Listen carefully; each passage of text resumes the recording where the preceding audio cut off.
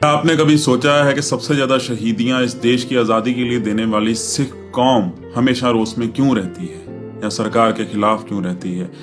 तो आओ एक बार जानकारी देते हैं कि सिख जेनोसाइड जो हुए हैं जिनका अभी तक इंसाफ नहीं मिला है। पार्टीशन की वायलेंस की बात करें तो 1947 के बंटवारा सिर्फ हिंदुस्तान का ही नहीं हुआ था बल्कि पंजाब का भी हुआ था। यानी कि एक पंजाब दो हिस्सों में बट गया था, आधा पाकिस्तान में आधा हिंदुस्तान में। और जो जेनोसाइड हुआ था, जो भर भर के लाशें आ रही थी ट्रेनों में, वो धर्मों के नाम पे थी। सिखों की लाशें वहां से आ रही थी और मुसलमानों की लाशें यहां से जा रही थी। तो वो धर्म का एक जेनोसाइड था जिसका इंसाफ अभी तक नहीं मिला किसी को। 1950 और 60 के दशक में सिखों ने जब पंजाबी सूबा मूवमेंट करी, एक पीसफुल प्रोटेस्ट किया, तो हजारों सिखों को बिना किसी कसूर के जेलों में बंद कर दिया गया, उन पर तशद्दुद किया गया, तो जिसका इंसाफ अभी तक नहीं मिला।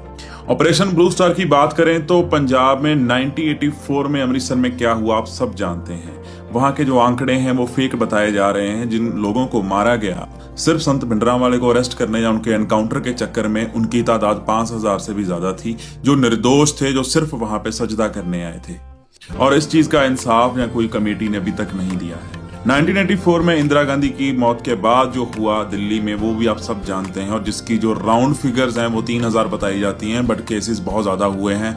सिखों को गलों में टायर डाल के उनकी बहू बेटियों का रेप करके उनको जिंदा जलाया गया, जिसकी सूची एग्जैक्ट अभी तक तैयार नहीं हो पाई, ना उस पर कोई कमेटी बैठी है और ना ही कभी इंसाफ मिला है। तब आता है पंजाब में 1980 से लेके 95 तक का दौर, जिसपे अभी एक दिलजीत दोसांझ साहब ने फिल्म भी बनाई है पंजाब 95, जिसको हिंदुस्तानी सेंसर बोर्ड ने बैन किया हुआ है और रिलीज नहीं होने दे रहे क्योंकि उसमें बेहद सच्चाई है, जो कि जसवंत सिंह खालड़ा जी के जीवन पर आधारित है। कौन थे आप गूगल कर सकते हैं। तब सरकार ने सिर्फ सिखों के नाम पे जेनोसाइड किया और अपने ही पंजाबियों को, अपने ही सिख सरदार बच्चों को घरों से उठा के उनको काट काट के दरियाओं में फेंका गया, उनको जिंदा जलाया गया, उनकी मां और बेटियों का रेप किया गया और बहुत ज्यादा अनमनुखी तशद्दुद किया गया। में अगर एक जिले की गिनती करें तो एक सिर्फ अमृतसर साहिब की गिनती 25,000 से भी ज्यादा है, जिसकी अभी तक एग्जैक्ट जांच नहीं हो पाई, ना ही कोई कमेटी बैठी और ना ही अभी तक इंसाफ मिला है।